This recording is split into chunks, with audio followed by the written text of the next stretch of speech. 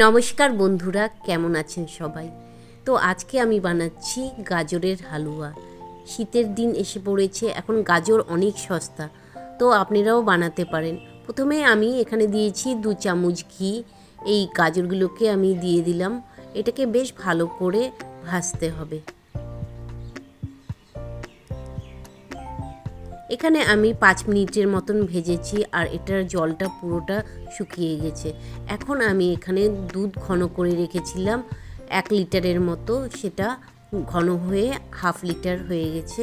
তো আমি এখন এই পর্যায়ে এই দুধগুলো আমি গাজরের সাথে দিয়ে কিছুক্ষণ রান্না করব।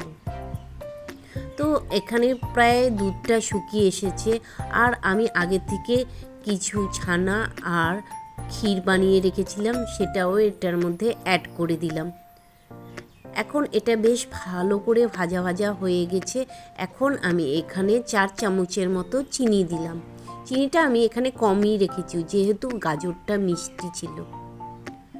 তো এখানে কষাতে কষাতে প্রায় আমার রান্নাটা হয়ে গেছে আর আমি এখানে 1 চামচ ঘি দিয়ে তার মধ্যে ড্রাই ফ্রুট দিয়ে নামিয়ে ফেলবো।